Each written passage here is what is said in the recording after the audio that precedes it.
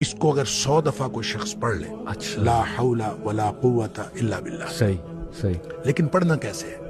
पढ़ना इस तरह नहीं है कि आप बस पढ़ते जाएं। ये है क्या? ला हौला वला कुव्वता इल्ला बिल्लाह असल में क्या है? हौल का माना भी कुव्वत है और कुव्वत का माना भी कुव्वत है। ला हौला वला कुव्वत, यूं कह लीजिए ना कोई इज्तिमाई ताकत ना कोई इनफिरादी ताकत इल्ला बिल्लाह, सिवाय अल्लाह के।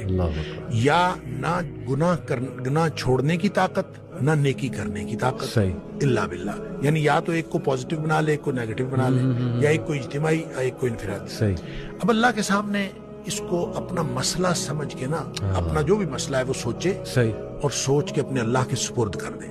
या अल्लाह मेरी तो कोई ताकत नहीं, ना इनफिरादी ना इज्तिमाई, इल्ला बिल्लाह। हाँ, तू अता फरमाए ताकत तो हो सकती है। यूं मैं इसको कहता हूं, ये बेबसी का कलमा है। बेबस आदमी अपने अल्लाह के सामने बेबसी का इजहार करे इस कलमे के जरिए। सही सही। तो फिर ये नबी पाक सल्लल्लाहु अलैहि वसल्लम ने फरमाया, जिस शख्स ने कहा था ना मुझे वसवसे आते हैं जी, आपने फरमाया ला हौल वला कुव्वता इल्ला बिल्लाह पढ़ा कर, तेरे वसवसे भी खत्म हो जाएंगे और इसके अलावा अल्लाह ताला तेरे 100 मसले हल कर देगा। वाह वाह, आप अंदाजा करें, एक शख्स के 100 मसले होते नहीं है।